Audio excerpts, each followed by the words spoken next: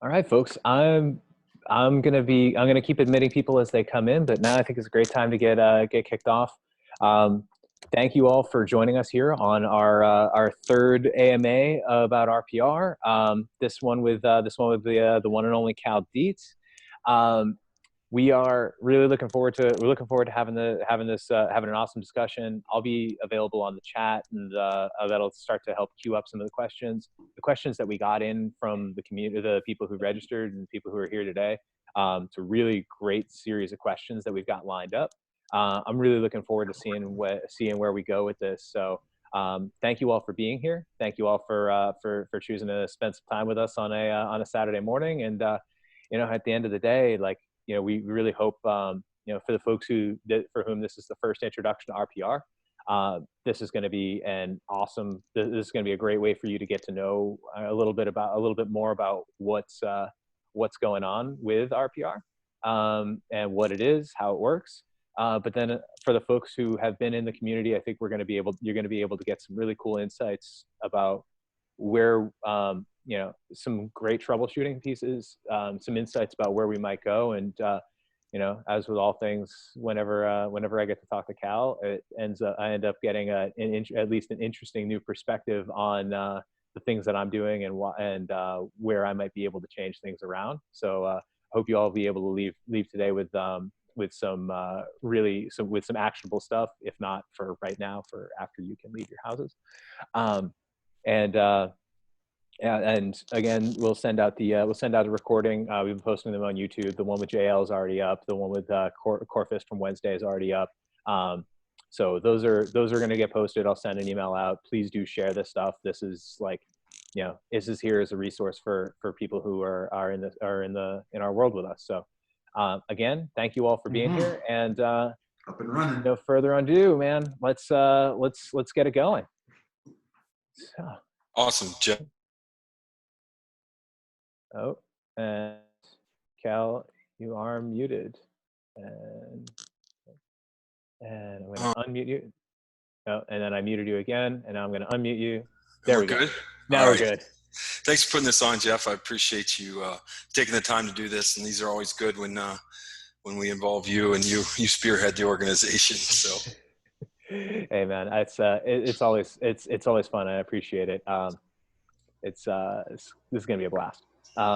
Cool, man. So let's just kick it off super high level. I think it's been really fun to hear the contrast in the complementary parts of the stories of the RPR story from Chris's perspective on Wednesday, from JL's perspective, and then and I'd love to hear from yours as well. Just give a quick overview of where RPR came from, and then how and why it works. Yeah, I have a lot of coaches visit me in Minneapolis all the time. People just come through periodically, and sometimes they're wonderful. They're usually all wonderful people in the coaching field, but just wonderful finds for me in regards to just people from other countries, coaches that give me new perspectives and things like that. So I'm very fortunate that way. But what transpired one day was a guy came through and was a high school volleyball coach, and I would say he's a world-class coach from strength conditioning. And but he coaches volleyball also, but John was his name, and John came through and we were talking about training, and for about a day and a half, he's like, I got to show you some stuff that I've came across. And it was obviously it was Douglas's course that he took, and what we were doing was and the Be Activated course, and I had an assistant at the time that had some problems, and we were trying to get through them, and this stuff was just, I was like, this fixed it right here.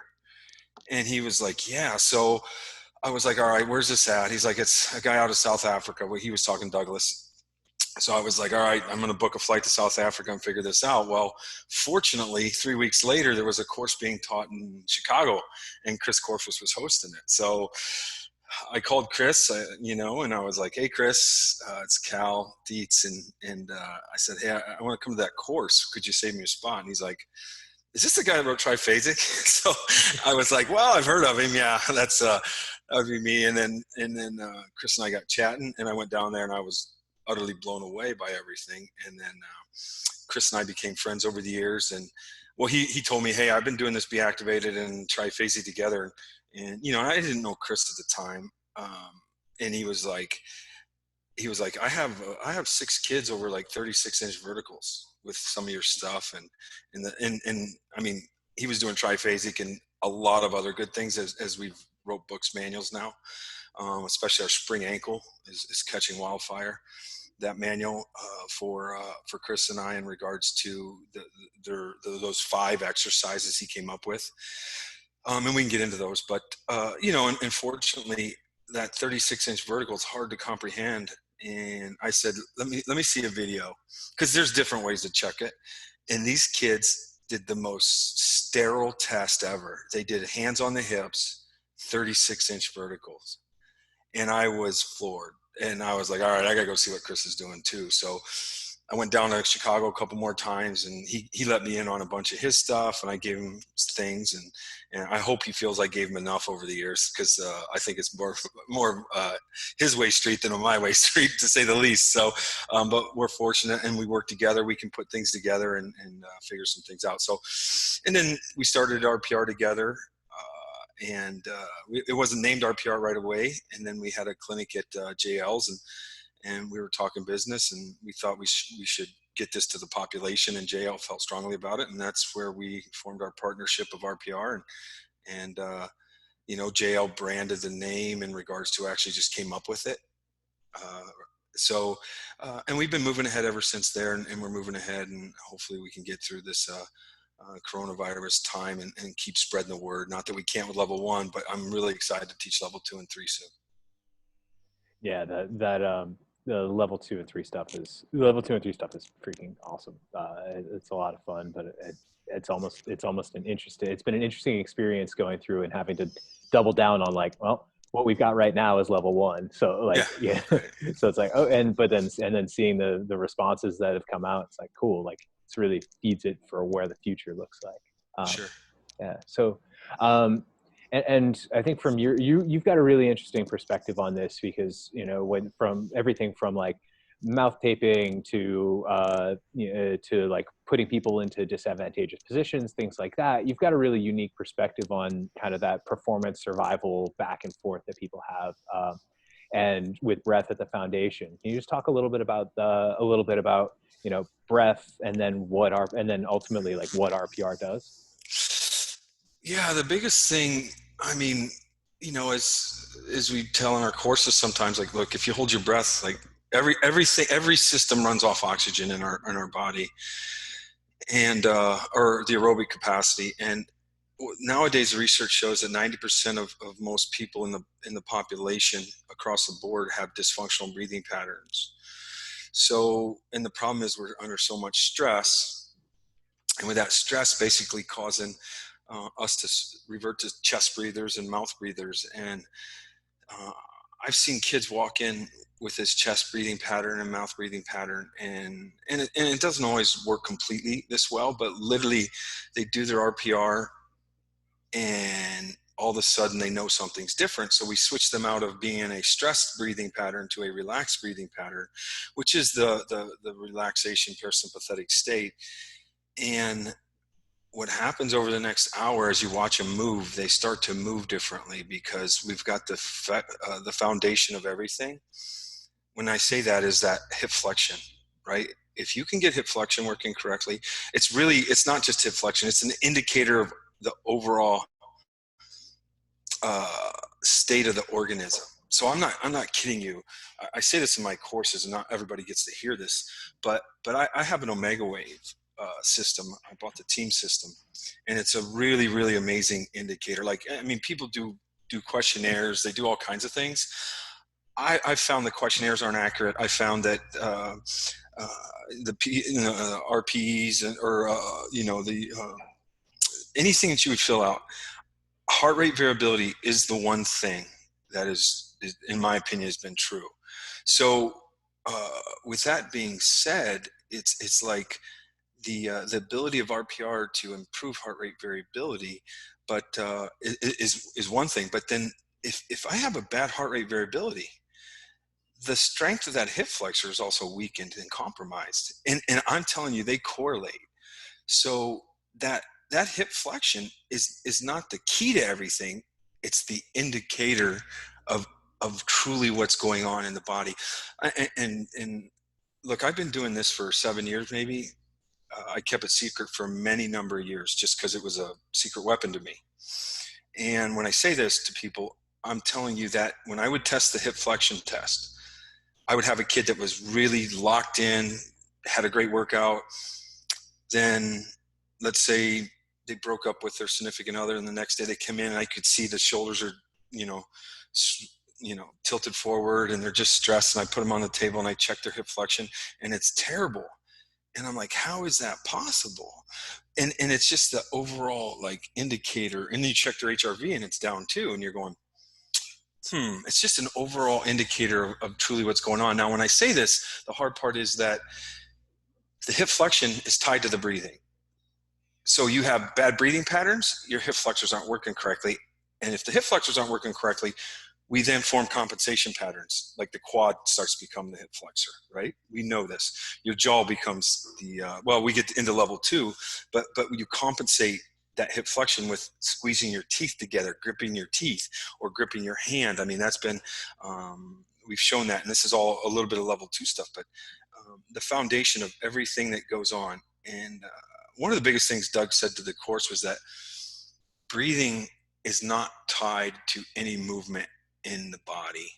So when you exhale, muscles don't do this, and I was like, yeah, breathing just has to keep happening no matter what. Now you may hold your breath in a squat when you're at the bottom and pausing for a brief moment, but the sooner you can switch out of holding that breath. And I think here's the thing: we overcoach so much stuff in this country because we want to make ourselves look like good coaches. But sometimes athletes are just moving correctly, and it's okay not to coach somebody.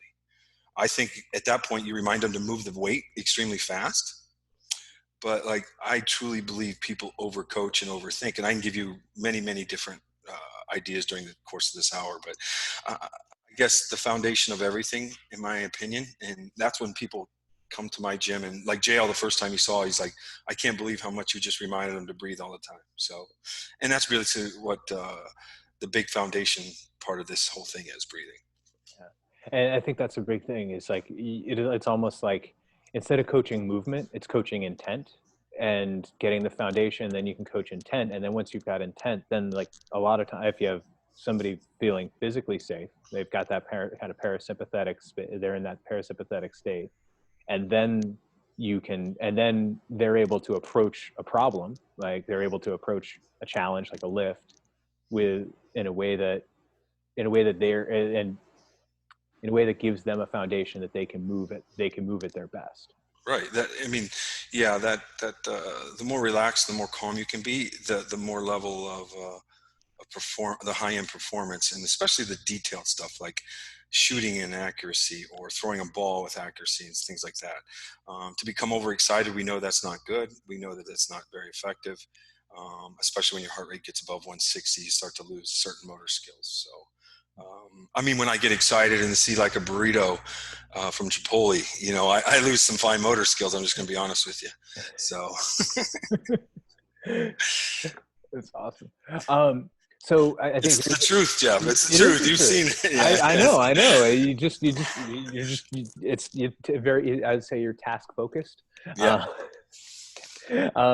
So the big elephant that a lot of people get, like out of we had 100 people register.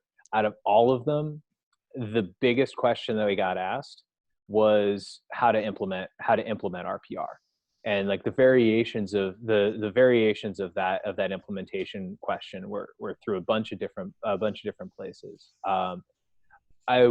One of them was big return to play, return to practice, things like that. But where I want to start is, how do you implement RPR and foster buy-in among your program, especially in challenging situations like a large group with a professional athlete that's already got a significant level of success, limited time, limited resources, things like that? Honestly, I'll go back to, and JL taught me this, I kind of have to sell them. And the hard part for me, it's not hard, I guess it's hard for the young coaches to understand that I've been in business 20 years. I have professional athletes run around my weight room. I got Olympians running around there. So a freshman that walks in the door looks around and sees a couple, 100 million in NHL contracts standing around. They're like, okay, coach must knows what he's doing, right? It doesn't mean I actually know what I'm doing, but so yeah, the buy-in's tough, but it's as simple. I'll be honest with you, it's as simple as just showing them. And Jeff, I still love the anti-rotation test and the ab one to get buy-in. I mean, people just look at you funny and you're like, yeah, now, and I tell them, I say, okay, I just did this with these 2 exercises or movements, right? I have like 10 more that we can do. I want you to do them on yourself and we can go from there. And then,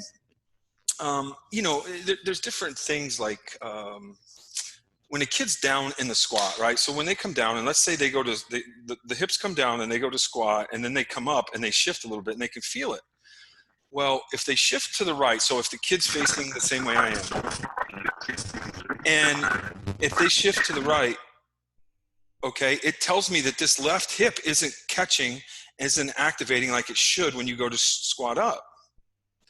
So this hip grabs, it's activated, it pulls this way, and this hip's not. So what we have them do is they realize this, and they feel less stable. So then what we have them do is you have them do the level 1 hip activation. And most of the time in the weight room, what I'll do is I'll just have them hit inside the ASIS right here like that. And again, they've already done RPR in their warm up. And now what they do is they will, next set, they can see that, they can even feel that when they go down, they don't shift anymore. Because that shift was an indicator that we had a problem on the hip. And the lateral sling, as we term it, the lateral sling was off. And with that being off, it caused that shift. Now, let me run you through the lateral sling chain. So if somebody's running and that lateral sling was off, most likely what you missed when they were running their agility drills, or if they were running straight ahead, is if they had this problem on this side, on their left hip, their right arm would sneak out when they ran. It would be out more than the left arm, because the left arm's tied to the right hip. So the right hip was good, the left arm's fine. But then what happens is the right arm sneaks out because the left hip is unstable. And the reason that left hip's unstable, okay, once it becomes unstable, what happens is that right arm sneaks out to help balance the midsection. Because, I mean, you have to really understand that running is a major catastrophe waiting to happen. Think about this, a little change in the ground and you can fall on your face.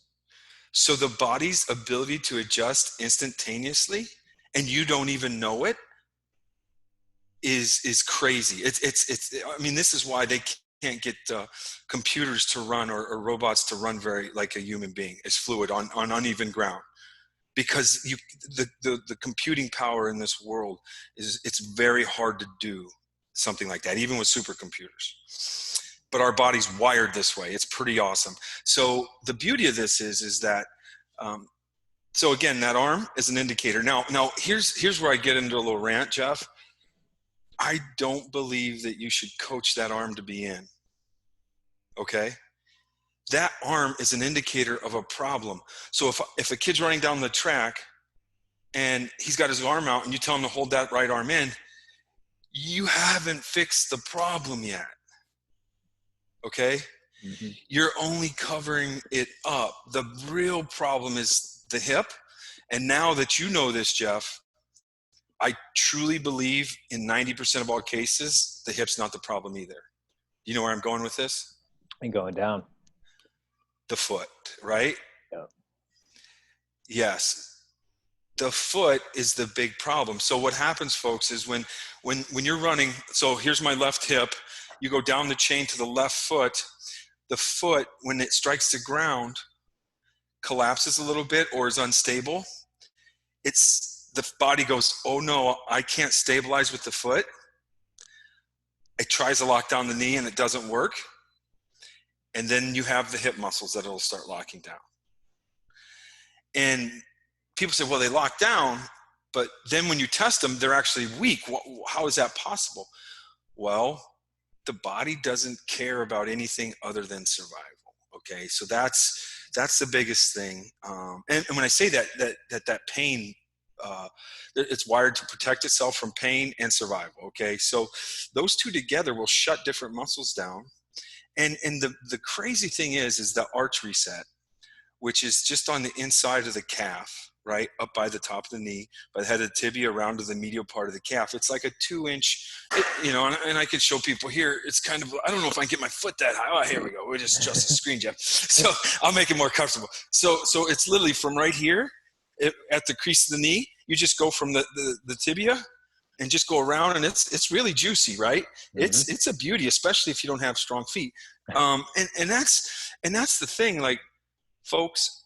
So what I'm telling you is every time the foot hits the ground, if you have weak feet because you wear shoes all the time, that's just our society, the hip becomes locked, and then there's an instability there, and then that arm will sneak out. Then when that arm sneaks out for long enough, what happens, the lat, so the kinetic chain will go from the lateral sling, it goes to stabilize, it goes across to the opposite QL, and then it sneaks up to the lat. So these two on the opposite side help stabilize the hip on the opposite. So it goes from left to right QL to right lat. The lat actually becomes shut off. This is also why the arm can be sneaking out. So the arm can sneak out because the hip's off, the lat's off, but it also, in a majority of the situations I found, it's the actual foot that's causing the problems. Because what's the only thing that hits the ground when we run? It's your foot, right? Yeah. It's the feedback, folks. And this is where the spring ankle exercises are premium. And those are, Jeff, I think we can even post those. I dropped the spring ankle a link to that in the chat in here. Okay, and then if you just go on my YouTube page, you can actually find them. So you don't even have to buy the book. I recommend the manual. But here's the deal: is that and I've had people say, I've had coaches call me and go, Cal, I do all this rehab with the feet. I thought I made them strong, and then when I did these spring ankle exercises that Chris Corfus came up with, my feet weren't. I'm like, here's the problem. You've missed the point. Like, so many of these exercises and rehab things aren't stressful enough to get the body to adapt. And those spring ankle exercises are so stressful that this is a huge factor in, like, when rehab hits its limits, is that you don't apply enough stress. And I understand what they're thinking, because we can't take training from rehab. Okay, we can use some of the movements, but if the movement doesn't apply enough stress, and it's not even close, right? So this coach says, I did like 30, 40 minutes, 3 times a week of foot exercises. And these spring ankle exercises, I couldn't last 3 seconds on the highest level. And I'm like, I know, because those exercises you did in rehabbing the foot or just developing the foot wasn't stressful enough, okay? So anyway, it's a little bit long, roundabout way of talking about that whole situation, but now here's the last one point. Here's the last point, Jeff. So we're talking about it, the foot causing the problem to the hip, right? But what I found is, this is just before the whole virus thing came down. I had at the end of hockey season, I had a kid take a hip pointer with a stick into in his hip, and it shut his hip down. And then I started testing his feet, and his feet shut down. So the hip, pain from the hip, can also shut things down the chain. Does that make sense? Yeah, and that's something I really want to key in on, because we we're trying. I think we as a community, like between strength conditioning, sport, body work, whatever, we look at things we look at every problem as though it's a complex problem, or as a complicated problem, where it's like, oh, like an airplane, a plane is a complicated problem where all the inputs and all the outputs make sense. You just have there's just a rat's nest you got to get through to figure them out. Right. In a body, the problems are complex. Everything you run into is bidirectional, because I bet if that same kid, we only hope it's bidirectional. Well, yeah, exactly. It's like reductionist to say it's bidirectional. Yeah, right. But that kid with the hip, I bet if you were to test his, his foot shut, Foot his shut hip down. pointer, his foot shut down, his diaphragm probably also shut down too. Oh, because of the pain, for sure. Yeah, his Yeah, breathing was off. No, Jeff, his hip pointer was so bad that he couldn't breathe normally. yeah, So it could have happened two ways. Either the pain shut it off, or just mechanically there was too much pain, so he shifted to chest breathing. right, exactly. And it turns Right? into, and it becomes a like, and then it becomes a different, like a whole different picture, It's like, Right. where, Oh, like, where do we start? We start wherever we need to start. right. And here's the thing, Jeff. One thing about the foot reset that I just showed you, folks, I just found this out when I was out at Team USA Olympic, the camp for the USA national team for women's ice hockey. We had the top 100 players, and in one, it was like, I think it was after the weekend of skating. It's probably about midweek on a Wednesday. We had 6 groin issues that appeared in the injury protocols, right? And these poor girls, I mean, they're skating at home, but it's not the intensity of, you're trying to make the U.S. national teams at multiple levels. All these girls from the 17s and 18s and under 20s and the senior team, they're pushing themselves hard. So it wasn't about anything training, right? They're just groins get sore. And every one of the girls I checked, groin was sore, the lateral sling's off. Hmm. But then what happens is I got to looking at the first one's feet, and I'm like, So I know the arch appeared a little bit flatter on that side and that was the groin side. So then I just did the arch reset, right? I showed her where it was. I said, this is going to be important for you. She did that. The next girls came to me, and we had practice throughout the day. And I just was like, well, all the groin problems here, let's see. I had them do the normal RPR, but do the arch reset. Mm. And what I found was after each practice, they said the groin was gone. Because look, here, let me bring up my arch reset here. What happens is if the tissue, okay, if the tissue from my foot, if I take my pants and I hold my leg straight and I pull this here, all this, my pants get tight all the way up through to the hip. My point is, if the arch collapses, there's more strain on the groin all the way up the kinetic chain. So I'm telling you, a majority of my groin problems are because the foot has started to collapse, and that arch reset is absolutely phenomenal. Now look, folks, in hockey, you can take a puck to the foot, right? Keep skating. But because and if you think about it, people say, oh, I took some, and now in that side groin becomes a problem because the pain shut down the foot.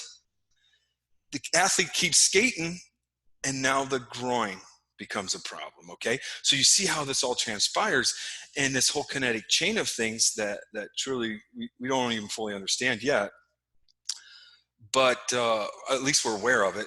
But I'm telling you, that arch reset is premium for anybody in sports that have groin issues or just the ability to move sideways laterally. And if that arch, and when you go to squat down, if the arch will collapse, guess what? Your brain goes, I'm not going to get in that position. So it limits your squat depth. Your brain says, this is a bad position because my feet aren't stable enough, and it will limit my squat depth, and I will limit my squat depth naturally. Now look, power lifters, even with bad feet, will get into those deep positions because they've trained themselves to. But if they're out playing a dynamic sport, like running around playing racquetball, playing volleyball, doing anything that's dynamic, they will not get into that deep squat position, period. Because the brain goes, I will hurt myself.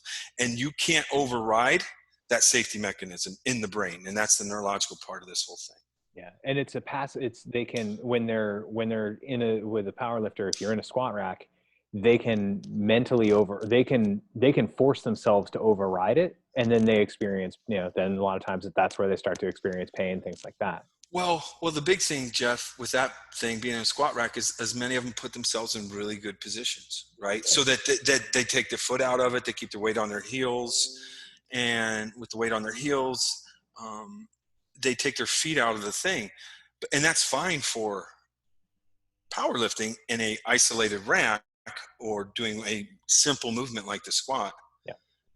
But the biggest thing for me is it's not dynamic, right? It's not dynamic. And I need my athletes to run, skate, jump, change directions. And that's the biggest thing about this. Absolutely. And that's where it's the reflexive response to the outside stimulus, the ground, whatever. Yeah. Yeah, That for sure. awesome. That's great. That's a that was a good spot there. That was what I was honestly personally, Okay, that was what I good. was most excited about for talking through this one, because it's made a huge, like the arch has made a huge difference for me as well.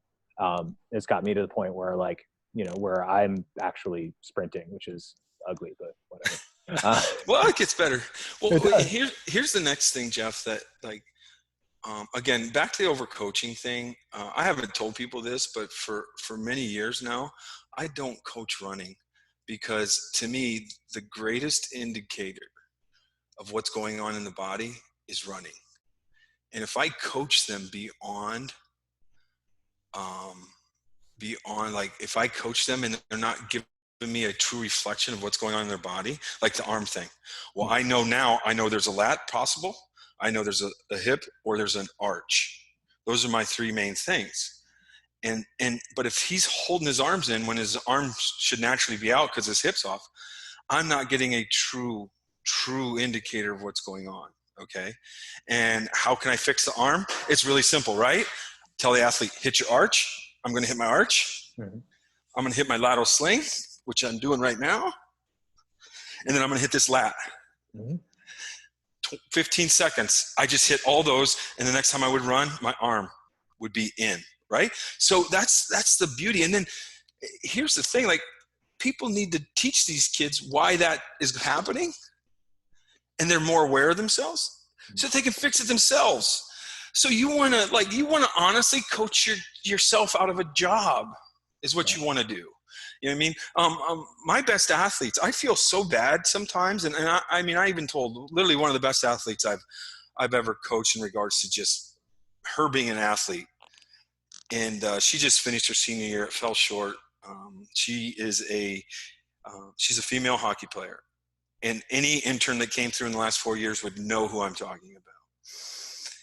And Alexandra was her name, but I honestly, like, I never coached her. Like, we showed her a few things, and then like everything, just she did everything you're supposed to. I didn't have to coach her. You're just like, oh man, this girl was a true professional. She's more professional than many of my professional athletes, right? She'll go on to play professional hockey at an advanced level beyond college. But you're just going, wow, like, she's a true professional. And the thing is those type of athletes, she knows how to take care of herself, and she's a professional every day. And she's the ones that she said, you don't have to coach her, right? And she cares the most. And that's the bad thing, right? Because you get an athlete like that who cares the most.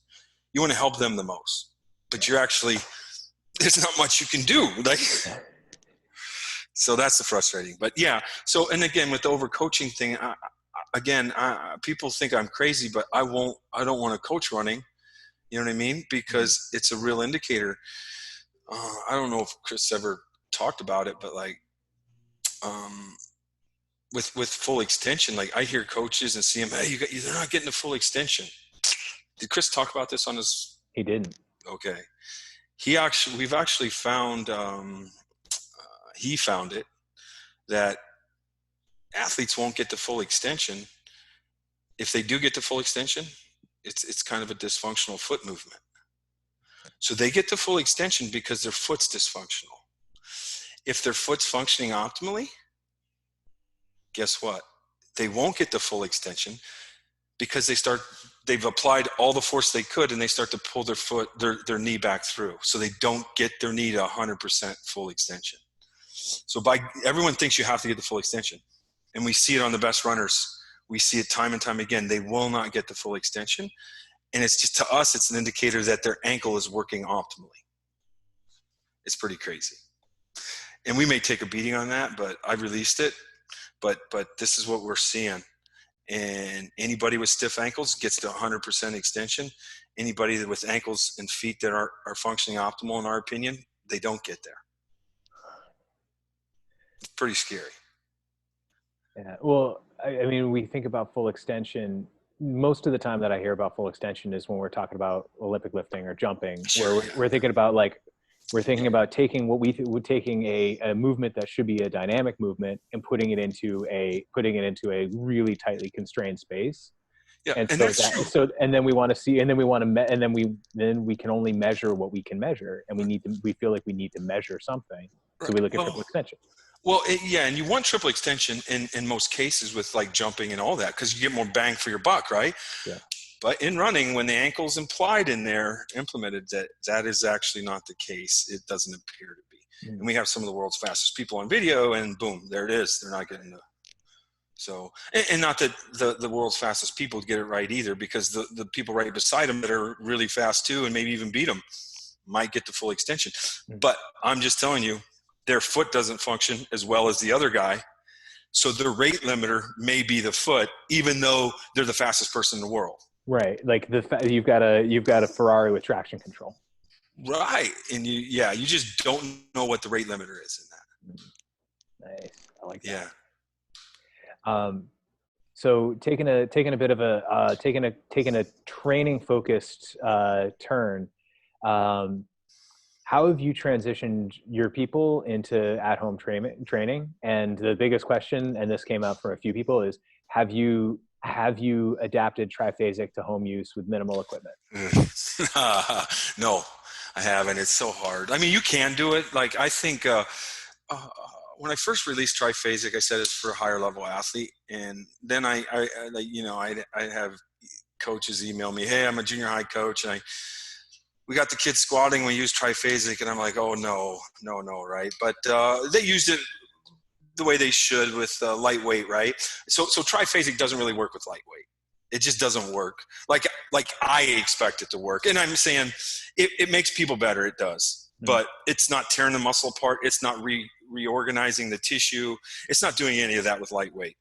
But with lightweight, what it does, Jeff, is like you get a young kid who's just learning to squat, and he goes down slow and controlled.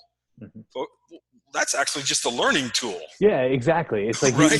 you're applying a constraint that means that like, okay, cool, we're going to spend 5-6 seconds on the way down. Great. Well, and the way it was explained to me is that, like, so kids can squat, but when they put weight on their back for the first time, they look different.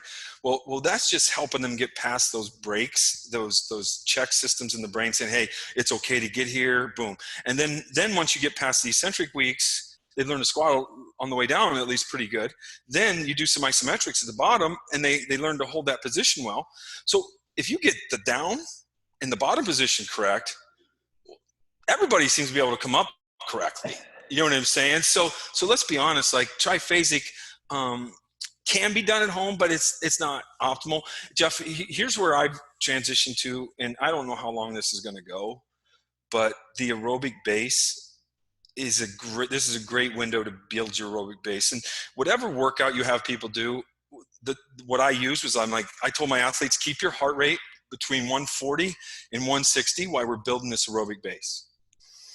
And all that with like nasal breathing and the nasal breathing and everything. Like, just keep it between in 160. Actually, with my athletes, I know what their lactate threshold was in that range. And most of them were actually around 169 or 172. So I could tell them. But to be safe, you could say, if it's a young athlete, you'd probably go 165, 170. Just stay under that, right? Stay in that 150 to 170 range for young athletes. Older athletes, you have to get it checked. But and you could always get a rough estimate on the web, and just honestly, if they're really in good shape, stick with it. If they're a little out of shape, you could go 5 beats lower. But my point is that I spent this time building the aerobic base up. Because the biggest thing, in my opinion, with my hockey athletes was that most of them have, I call it hockey heart, where they do all this interval training and their heart becomes like the chamber becomes really thick and the chamber becomes smaller. Okay. So their heart muscle is really thick because of the intervals that they do. But yet then what happens is that chamber, because their heart's super strong, the chamber becomes smaller and the heart becomes less efficient. So what we want to do is we want to cause that chamber to get bigger, and doing this aerobic work, long duration aerobic work, this will basically expand that chamber, that heart, to make it bigger. And it's crazy. When we did 4 weeks of aerobic work with one of my older athletes, and we're talking about the age of 31, 30 maybe, and that seems old. It's not old actually, but like, you know what I mean, for a professional athlete, resting heart rate dropped 15 beats on that particular person. And that was just because this poor kid, 25 years of playing interval sport, that heart had grown accustomed to having a really thick wall, having a pound, and just pound. When we spent a true 4 weeks expanding that chamber, we saw resting heart rate drop big time. And you're going, this is why it's important. Okay. The other problem with the intervals all the time, Jeff, in my opinion, and this was Yuri Verkhoshansky figured this out. Well, he mentioned it in some writings in the late 50s or early 60s, I believe it was. The godfather of Russian plyometrics. He knew the heart, the lungs weren't often the problem. The muscle can be worked, so it's not the problem. And it was the vascular system that delivers the oxygen from the lungs and the heart to the muscles can be a problem. So back to your first question with breathing, Jeff. The breathing part of RPR will cause the vasodilation of the blood vessels and the little capillaries to open up and get more organic substrates into the muscle. And I'm telling you, and it's called a MOXY. I have an MOXY. It's a test that analyzes the red blood cells and oxygen levels in the muscle, and you exercise during it and it analyzes it. It will tell me if there's an arterial problem. So if your arteries can't get enough into the muscle, or if there's and this is crazy, there's a venous return problem, Jeff. So the muscles, everything's going well, gets into the muscle, but the muscle won't, the veins won't take it out fast enough. Mm-hmm. And this can also, and people say, man, I did RPR, my heart rate's lower. Well, it's not because it made your muscles better. It's not because your heart better. It got these capillaries and veins and arteries functioning at a higher level. No, RPR didn't. RPR resets your breathing pattern, which then the person's breathing pattern causes all these effects in their own vascular system. So RPR didn't really do it. RPR got you in a spot that allowed you to breathe correctly, which then allowed you to get this happen in your own physiology. That's why we've seen crazy changes in people's resting heart rates during exercise or just steady states. I'm talking 20 beats per minute on the same level of bike workout. And one of my 3-time Olympic athletes, she went from 160 to 140. And I'm like, she was in shape. She had everything. It's the delivery system. That's what it was. Yeah, I always thought, like, my background's in my longest term background's in bike racing, and it was always talking about how do you make the bottom, like, we got to make the bottom of the pyramid wide, like you got to, like, interval people, like your guy who's 31, he had a really freaking tall pyramid, but it was really narrow. And then you spent 4 weeks building out the width, and guess what? That peak stays there, and then you get that much more capacity. And Jeff, he's like, Cal, I don't have to work as hard now. And I go out there and I just have endless amounts of interval ability. And I'm like, yeah, man, we're not going to change that. You have been, it's hockey did that to you. And you genetically have been screened. This is why you're in the NHL. Because if you couldn't handle lactate, you wouldn't be there, right? It's just that simple. Some people don't handle lactate very well. So, and they wouldn't have stayed in hockey, not at a high level. And then the crazy thing is that you build that aerobic base out and you can recover. And that's the part of RPR with recovery, right? And I'll tell everybody right now, I have a recovery manual coming out soon. It's pretty much done. I just got to finish my part. I'll be honest with you. All these methods that I've checked, walking is the best recovery I've ever seen. Walking. Now, like, people say, okay, I finished my workout, I go for a 20-minute walk. No, you have to separate your workout from the walk. So you can do a workout and then walk afterwards. That's fine. It's not going to help you with that much recovery, in my opinion.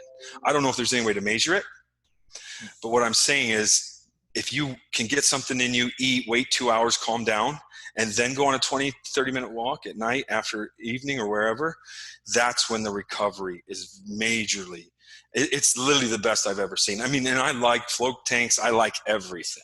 Yeah. That walk, in my opinion, with all my heart rate variability testing, and I mean, I'm talking, I have professional athletes go, oh, I got a game tomorrow and I'm not recovered. My variability is terrible. We would literally test them after the workout, test them before they went to a walk. Then they do their 30-minute walk, and I test them afterwards, and I test them the next morning.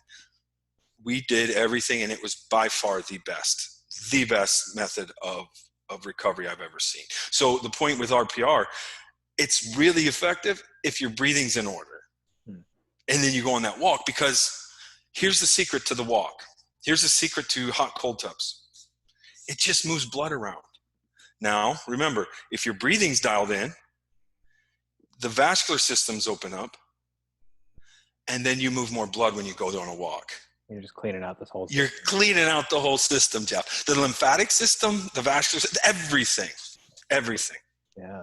Does that make sense? It totally makes sense. Okay. And what's even what I like, the one of the places that I've been going down is the effect of natural light on our ability to reset our circadian rhythm. And this is stuff that Andrew Huberman at Stanford's he's really, like, his whole focus is on. So if you can make that 20-30 minute walk at sunset, look out on the horizon, see a horizon with the gradations of light, that's going to shift your circadian rhythm so that in the next 3 to 4 hours, you're going to be able to fall asleep, sleep better. So like it all just builds on top of each other. It's crazy how much we've screwed our society up, right? Like, it's frustrating. You're like, geez, oh, Pete. Jeff, like right now, because of the virus, like obviously I'm at the house most of the day. I start losing my mind about noon if I don't get outside, right? Yep. And when I say this, I'll go on a 5.5 mile walk in the mornings at 6 a.m. And anybody on here that really knows me well probably doesn't believe me, but I am actually doing that, right? So, well, your face is thinned out. It looks like you are moving. It looks like you're moving quite a bit. Yeah. So, and then my point is that I can come back by 8 o'clock, and I can sit inside all day, and I don't go stir crazy because I've got a 2-hour walk outside. Jeff, it was raining one morning. I still went. I had to do it, right? And it was awesome, even though it was a little cold because it's like 40 degrees here.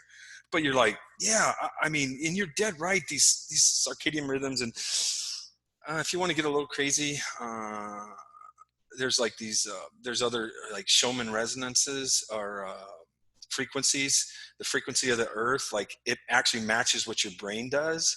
And you can get on YouTube and look up some things about it. And there's been research where the frequency of the earth matches some of the frequencies in your brain. So by getting outside, it helps mimic the frequencies at which your brain should operate. It's pretty crazy. And people who stay inside all the time go a little crazy. And then it's like, okay, this is why, because you need to get out and reset the.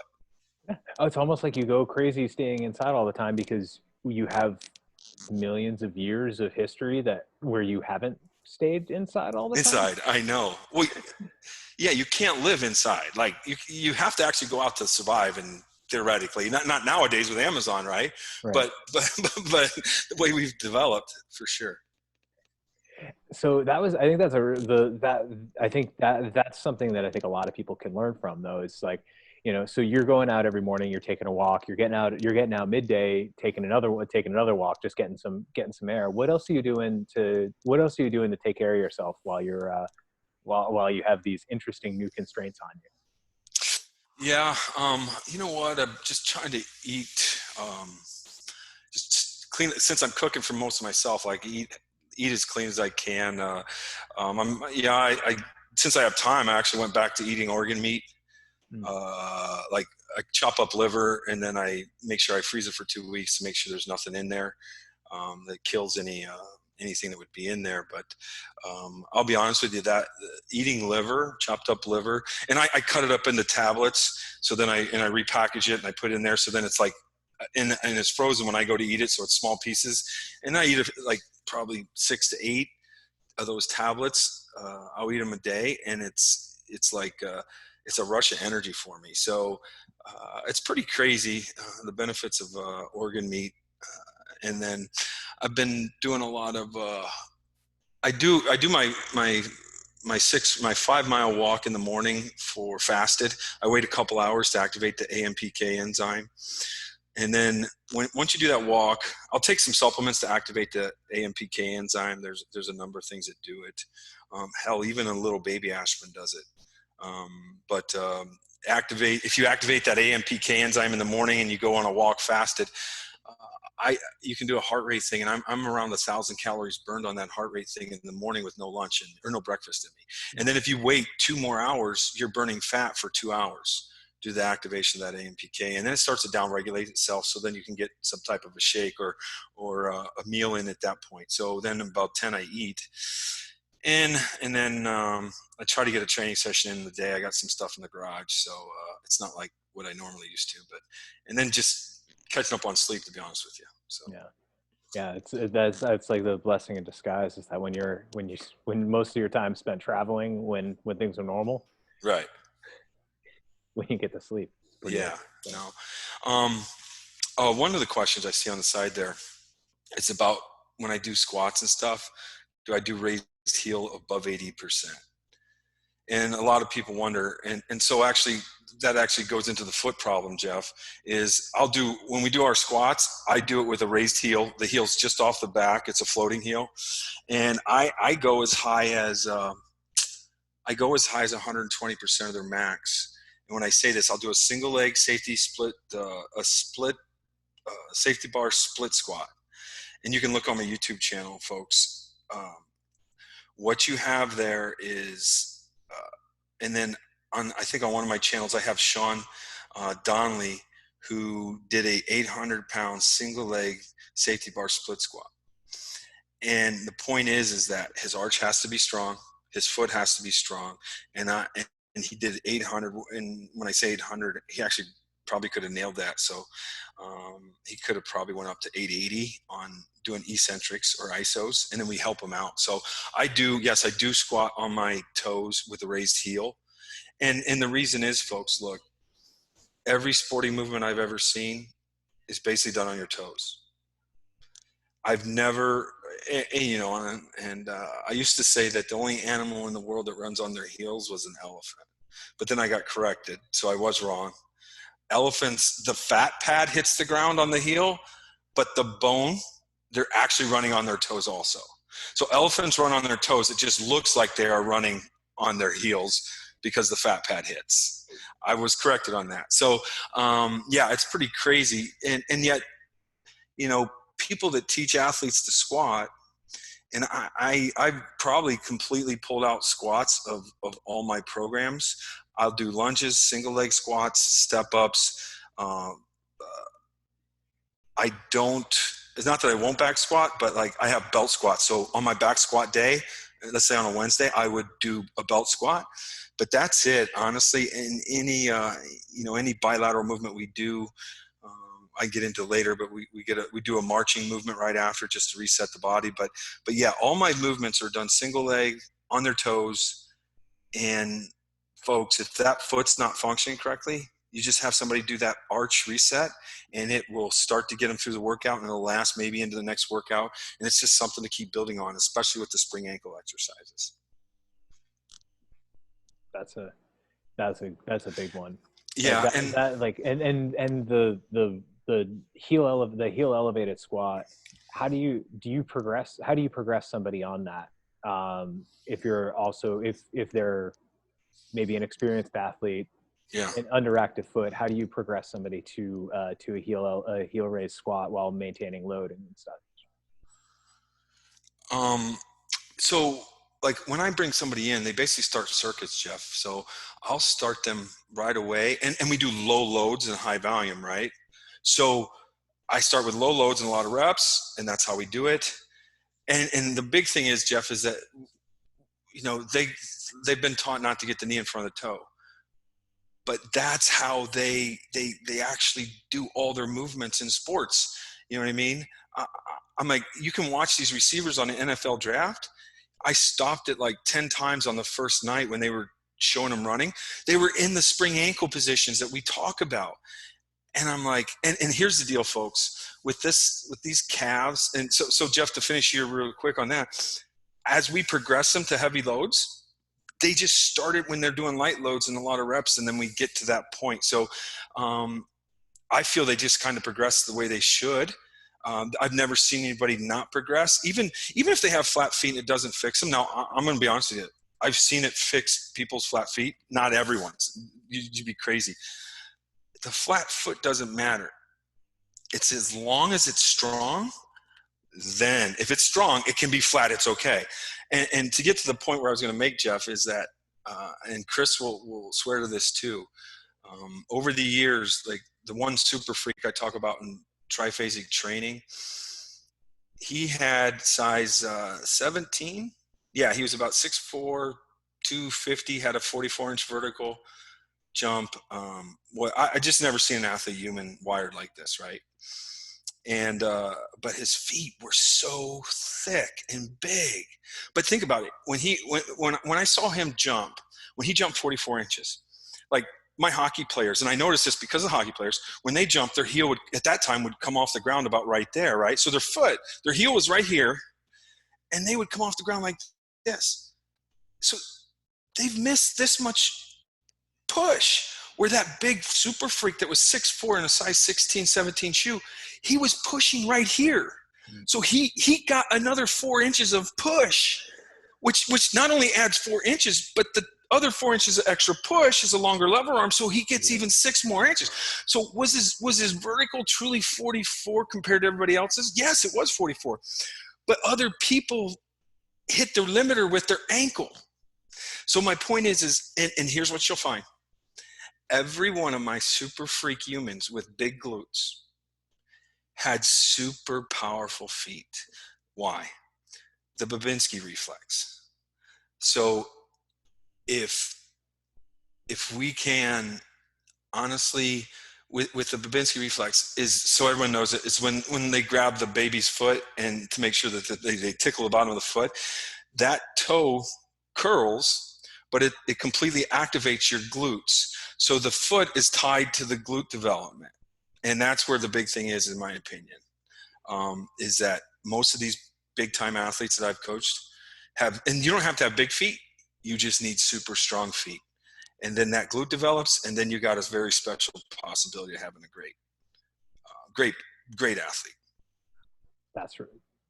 Yeah, that's super cool.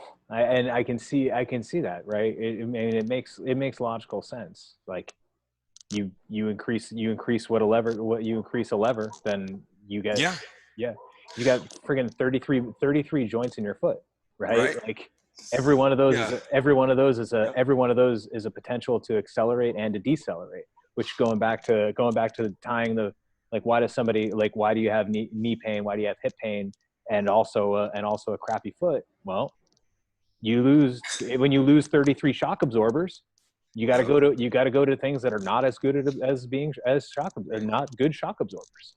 It's you just hit the nail on the head. I mean, there's no question. The hard part is that the only thing, if we ran on air, we wouldn't have knee pain, right? And the only thing between the knee pain and the ground is your feet and ankles. So you have to make them strong. Yep. I haven't met a lot of swimmers who have knee pain. Right? and here's the deal, Jeff. So then you get to the you get to the ACL problem. Jeff, a lot of times there's much video on it showing that the arch is collapsing when they go to stop or when they go to implant. Yep. Which can cause the ACL problem. So, and a lot of people talk about the hip problems. I don't disagree that the girls and the non-contacts have hip problems, but I believe it stems from the foot, is the causation of the hip problems and the weaknesses, is what I'm saying. Yeah. Does that make sense? It does. And I think you can extend that one out.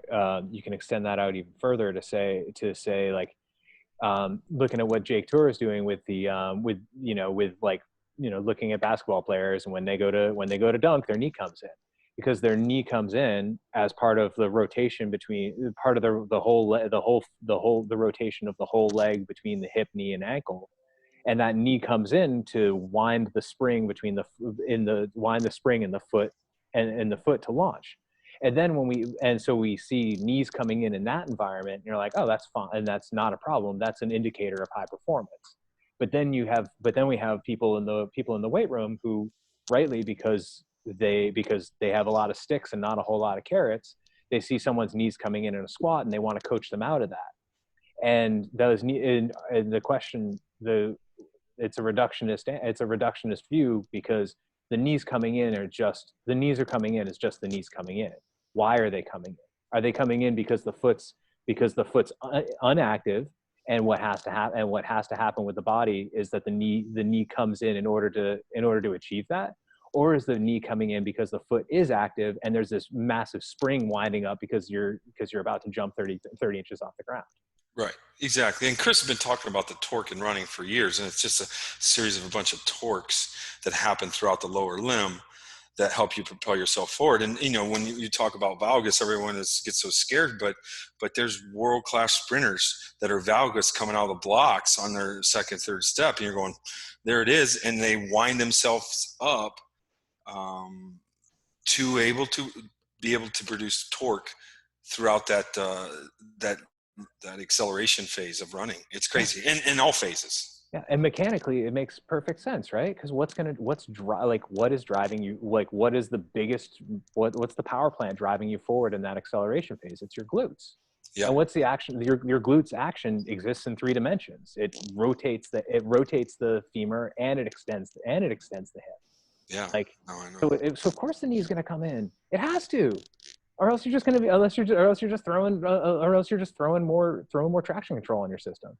Sure. Yeah. No question. We're right at the top of the hour. I don't know where you're at. I'm good. Let's, we got one more question here. It has to do with nasal breathing when you're doing interval training. How you should switch, or do you do nasal breathing during interval training? Here's what I recommend to my athletes is that I do nasal breathing as long as I can. And then if you're going hard, then you got to switch to mouth. That should happen naturally, in my opinion. And it'll be dependent on where the kid's at and where in their fitness levels. But then where I think you can coach them is to remind them to switch back as soon as they possibly can. Because remember, the sympathetic breath can cause some constriction in the blood vessels. And the second you can get to that nasal breath, and do it comfortably, I should say, because if you switch back to nasal and you're stressed about not being able to breathe, it's probably not the time to switch back. You should get a couple more breaths in, right? Do the nasal. However, I would always do the belly if you can. Always do the belly. Okay, so there's 2 parts to this. So you may be belly breathing, but still breathe in your mouth, and that's okay if you're doing a high interval, right? So then switch over to that interval, the nasal breathing as soon as you can, comfortably, right? Don't switch over so that you're lacking oxygen, you pass out or anything like that. But yeah, I would, and that should just happen naturally. There's a point where your athletes come out of there, they're breathing hard, and then literally you can watch some of my athletes do it, like they're breathing through their mouths, and all of a sudden they hit that big belly breath and they exhale through their nose, and they're like, all right, I'm back to nasal breathing. It's a sigh. It's the reflex of a sigh. Yep, it's exactly what it is. Yeah, you're dead on, Jeff. Yeah. So cool. Okay, that's a good one. So the question is, why do we exhale through the mouth when doing the RPR resets instead of nasal only? This is so what we're talking about is when we're doing RPR is that we breathe in through our nose and out our mouths. That's what I do. I recommend nasal breathing the rest of your life, if it's possible, unless you're doing heavy intervals. So we've narrowed breathing down to 3 things, okay? So the only time it shouldn't be through your nose is when you're doing high intervals, and of course you're talking. And then when you're doing RPR, we recommend breathing through your nose and out your mouth. I have gotten better responses for whatever reason, breathing exhaling out my mouth. And I talked to Douglas about it. He has gotten better responses. It seems like, so when we're doing Be Activated and we're working on somebody, like we're in there, we're feeling, and when they exhale, it's a breath out, and it just seems to cause that tissue to relax more, so then you can get a greater response. Okay. Now, I've talked to some other people.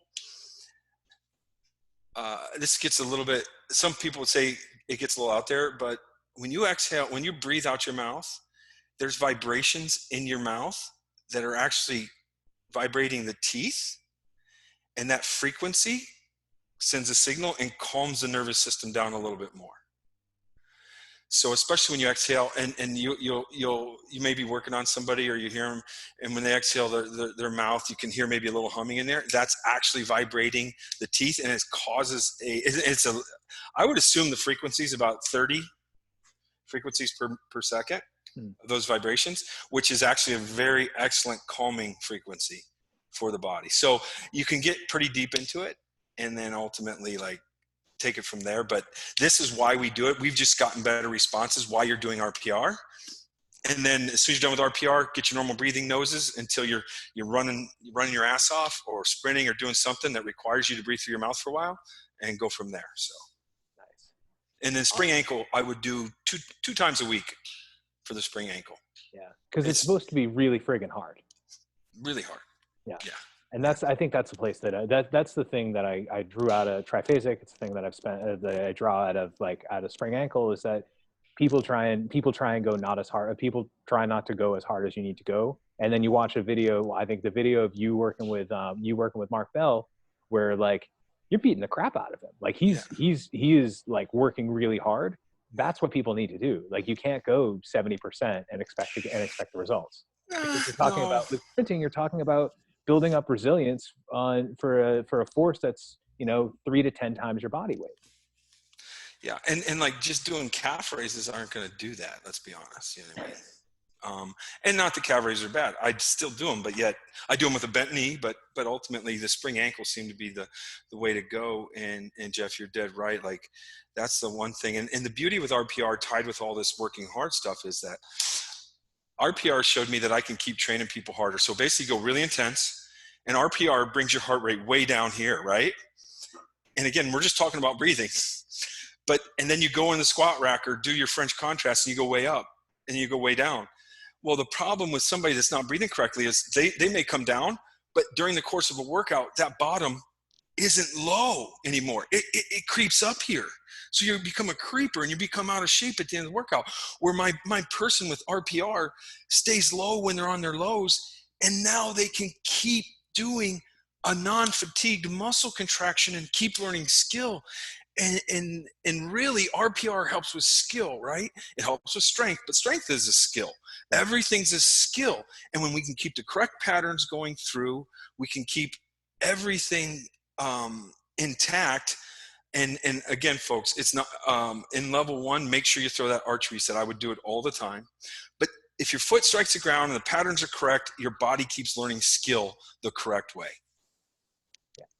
Does that make sense? That's nails. Because we're talking about the expression of strength or the expression of speed. We're not talking about the acquisition of strength or the acquisition of speed. Right. Expression is a skill. Acquisition is just that's just accumulating. It's just building capacity.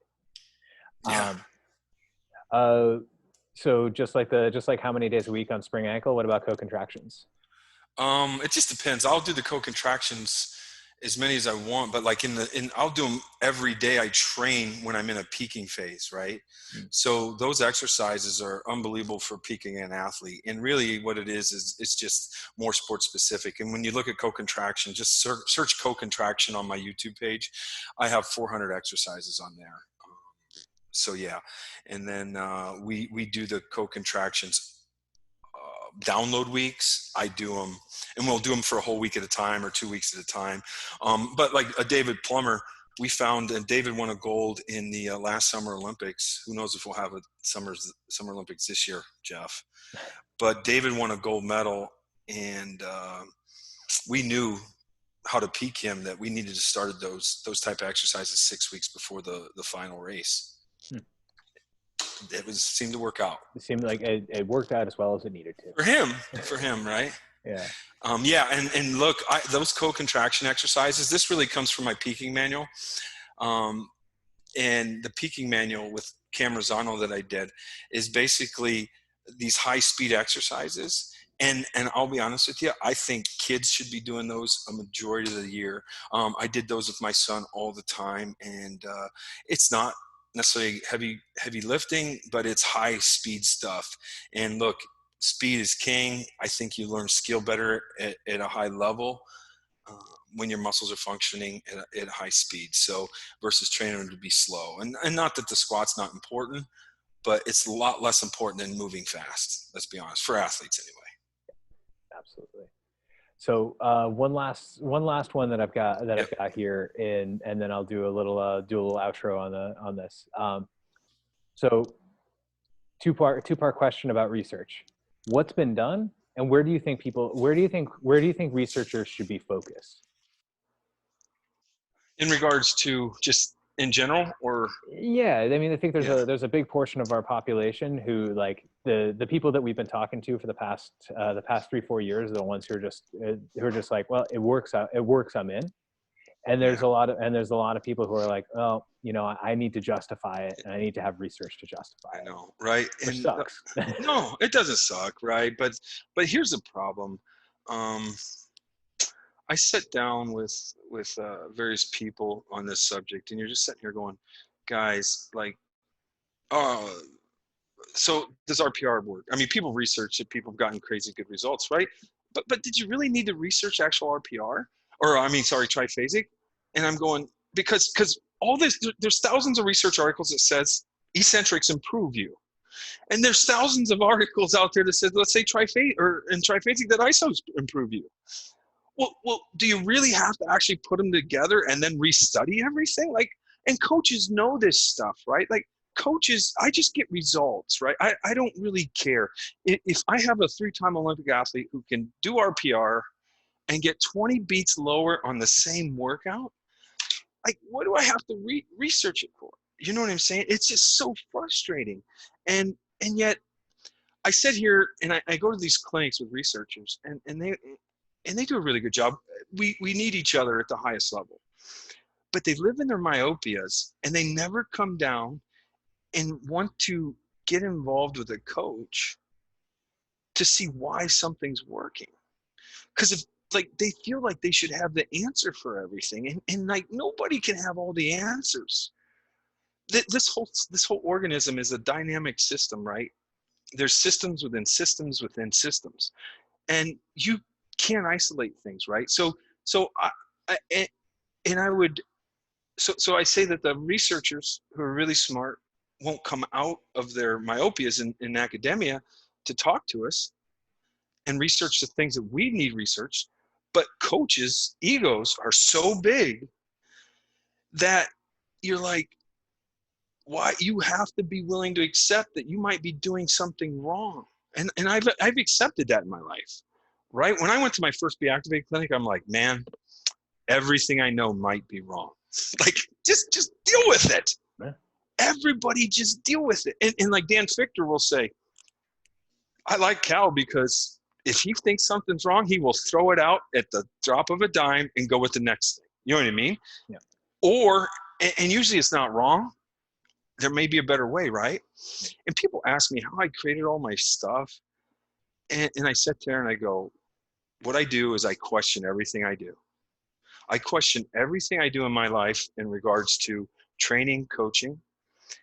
And then I look at it and I go, fuck it. I go, here's a problem. I find problems that I didn't even know existed. And then I create a solution. So I question everything I do, which causes me to find problems I didn't even know I had. And then I just fix those problems. And that's how I create things. I don't know if I'm a creative guy, but there's my formula. Question everything I do, which creates problems I didn't know I had. And then I just find solutions. And you may not find them that day. You may find them a year later when you go to a course that has nothing to do with something, and you pick up a theory that you circle back and go, holy buckets. You run out in the hallway and you write it down because you want to yell Eureka because you figured something out that you had a problem for over a year. I have 180 problems that I'm trying to solve right now that I think exist that I can't. So that's an awesome answer. Yeah. because and it's a great, and it's I think it's the right, it's the framework of like the framework of paying attention to what you're actually trying to do, and figure out, you know, and being in love with the, not being Charlie Weingroff said this, and I freaking loved it. It's like you're not allowed to fall in love with your tools. You're allowed to fall in love with the outcomes, or the outcome that you're looking Charlie's spot on with that, right? Yeah. He is so spot on. I love Charlie. He's just down to earth, man. Jeff, like, I mean, fortunately, there was a day where just a few months ago where I was like, and these are days I live for, where I read something at 7:30 in the morning, and I had 2 computers set up in a room with 3 grease boards, and at 5:30 that night, I realized I had to leave, but I also realized I didn't eat or drink the whole day. I don't even know if I went to the bathroom because I can't remember. But I spent like 9 hours in that room reading, researching, writing stuff on the board because I came across some things that was pretty scary in regards to evaluation. That then I had to go through old numbers, but those are the days I live for. Those are the days I live for. And folks, I mean, I only hope other people in my field can experience that. And like, I didn't have that in my first 10 years, right? I just didn't, because I didn't have the knowledge that I have now. Now, after all my readings and thousands of hours of reading and talking, can I experience shit like that? I mean, to me, that's what you live for. That's what being alive is. Right? Yeah. So deep into something that you can't even remember if you went to the bathroom in 8 hours. Like, Yeah. so, or drank or ate. I mean, I knew I hadn't drank because my mouth was dry at 5:30 that night. It's crazy. It's crazy, but it was well worth it. But it's worth it. If I could do that every day, I would. Yeah. So. Oh, that's awesome. I think that's a perfect place for us to cut it here, because I think we got questions through the chat that look like we got those taken care of. And yeah, I'm going to turn around real quick, do a little bit of just let people know, for the folks who haven't taken the RPR level 1 course, you don't have to go anywhere for it. So that's probably pretty helpful right now. Something that I think we're all incredibly proud of. It's everything that you learn in our level one in-person clinic, but it's delivered in a fashion primarily video based, a combination of videos shot of live clinic footage plus directly filmed stuff for the online course. It's entirely at your own pace, takes about 6 hours to complete. You have lifetime access to it when you buy it, so you can always come back to it. You can run through the whole thing beginning to end right now, or you could spend an hour on it today, an hour tomorrow, and an hour on it in 6 months. Anytime we update it, you'll always have access to those updates, and you can always rewatch it. You get NSCA CEUs for it. You get CSCCA CEUs for it as well. And all that for $300. Jeff, the best $300 you can spend in this industry, as far as I'm concerned. And Jeff, I'm telling you, like, when we first released it, people would come to my level 2s, and I would ask them, I'm like, all right, show me this, show me that. And they were spot on.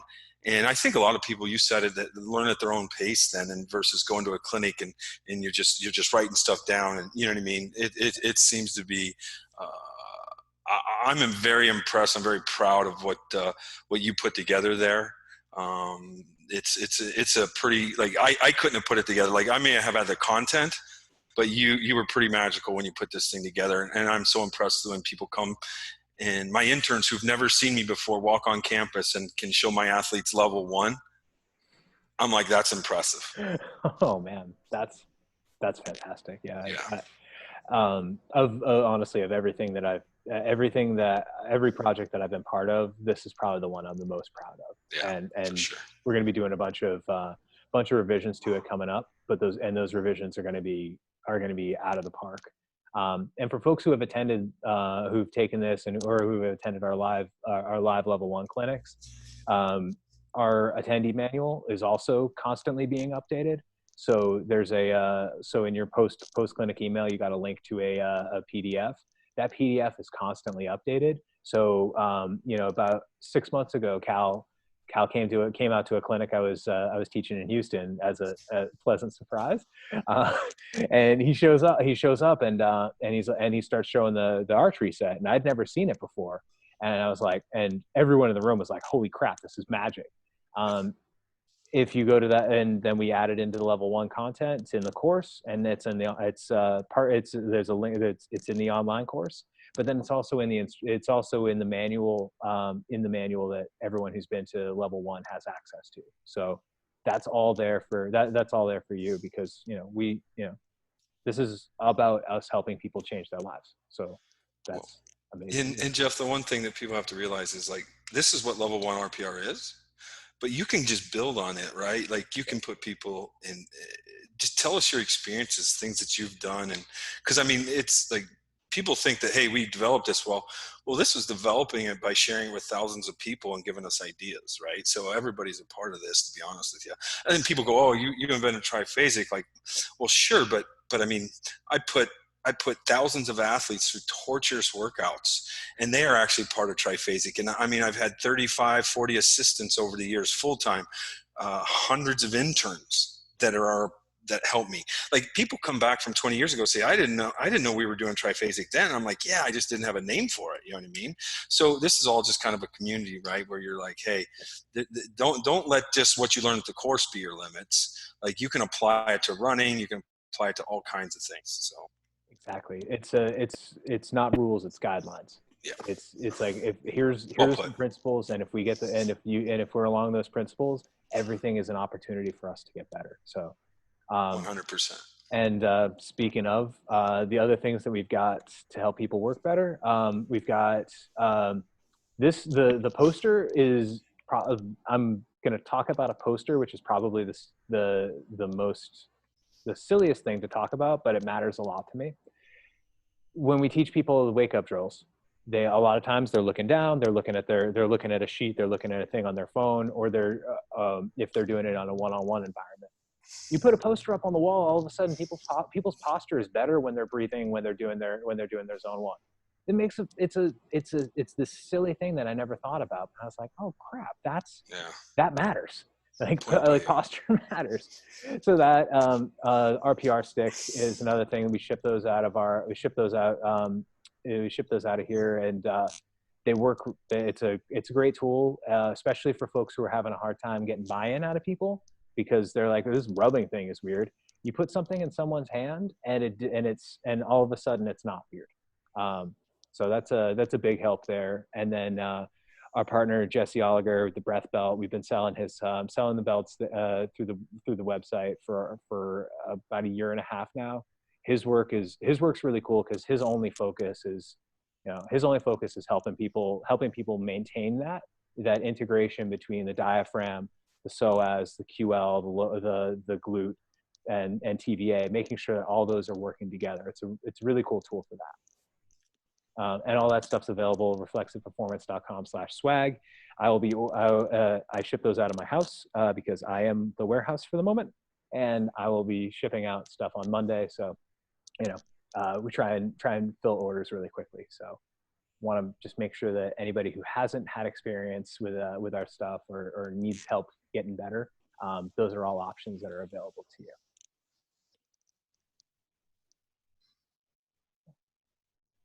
And we've got Erwin from Austria. He and I actually did a little bit of level 2 stuff a couple weeks ago via Zoom, which was kind of testing out some of that stuff. His recommendation, he was one of the first people through. He works with the Australian national handball team. Or no, not Australian, Austrian. Sorry, Erwin. Big difference. Big difference. But he took the online course and immediately implemented with the team, and saw just a massive change really quickly. So it's really I'm really excited to hear from. I'm always excited when I hear people have those kinds of results. Cool. So with that, folks, everyone, thank you so much for being here. I'm going to post the recording soon. It'll get up there as soon as I'll get it up there in the next hour and a half, maybe a little bit more than that, because I'm going to go buy some fish because I got a fishmonger set up. Yeah. But thank you all for being here. Cal, thanks a ton. This is a freaking blast, man. Thanks, Jeff. I appreciate it, man. It was awesome. Take care. Bye, guys. See you guys.